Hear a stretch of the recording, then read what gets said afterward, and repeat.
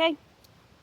Hey guys, just a quick little review. It's my first review, so I'm trying to keep it clear and concise and short. Just picked up the Vorsprung Secus.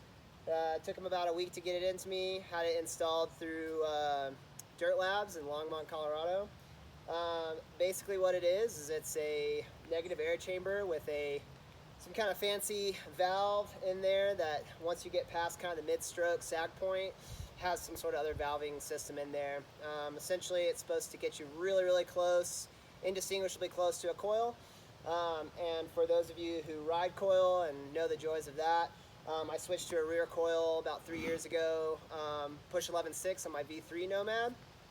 And I can safely say that the first impressions coming down this section of trail that I'm going to film for you guys, I walked back up and did it again because it was that good. I was like, had to take a double take, like, was it that good? It was that good.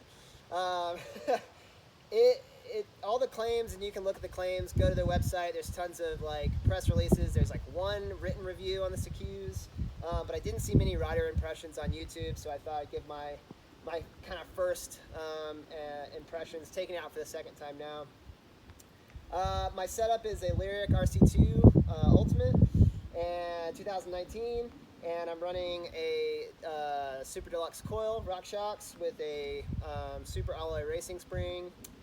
Running about 80 PSI in here now. Usually run about 68, but they do recommend a slightly higher PSI because you do have to fill up the negative air chamber. And then let's see what else. Yeah, Nomad V4. I'm XL, big rider, but I'm a light guy. I'm like 140, 145, 150 if I've been eating a lot of pizza. Basically, for me personally, I was looking at the Smash Pot. I don't have any experience with a front fork coil, but I can say my first run on this, it was extremely noticeable, supple, just the same way when I switched to a coil 3 years ago on the rear. Same kind of feeling. I would be hard pressed to say that the weight penalty, the cost, and everything else, I think the Secus, it'd be hard pressed to get better than this. It feels pretty damn good.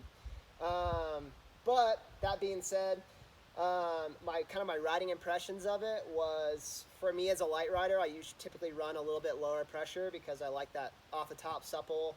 But I am a fast charger. I like steep technical double black riding, and so I get a lot of brake dive. That's kind of undesirable, and a lot of just kind of wallowing in the mid stroke.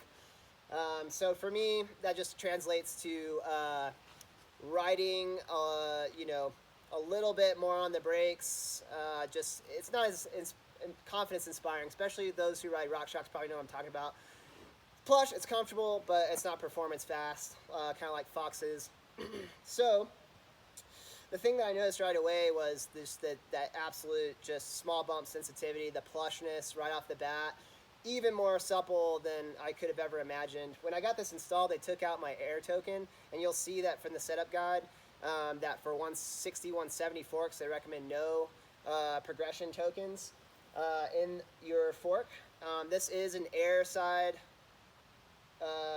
spring rate adjustment upgrade. It has nothing to do with compression. So one of the things I noticed right away was just the absolute small bump sensitivity was unlike anything I've ever felt before. Very similar to when I installed the push 11.6.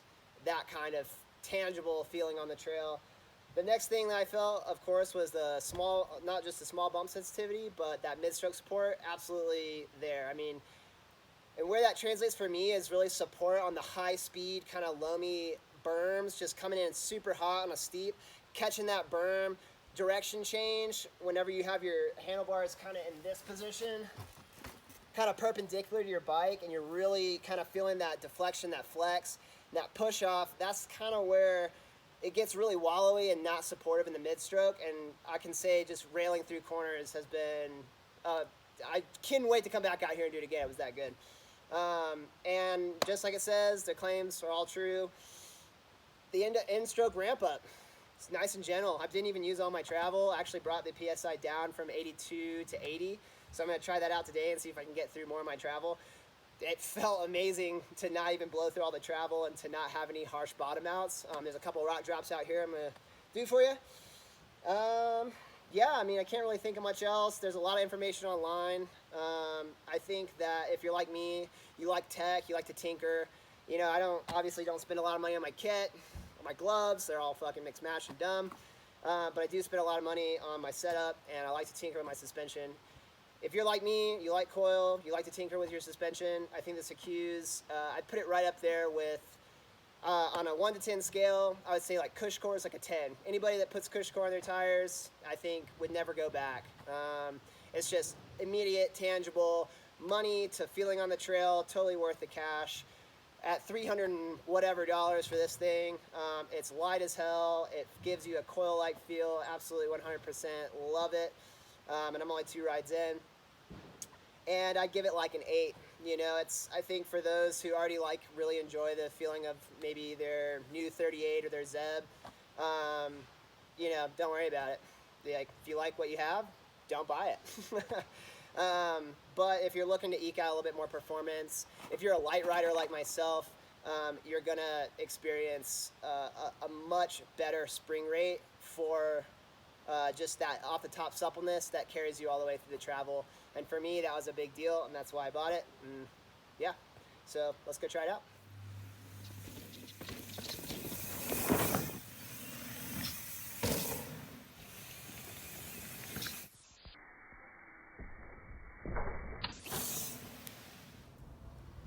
Thanks for watching, lads and ladies. Feel free to tear me apart in the comments, and don't forget to go fuck yourself.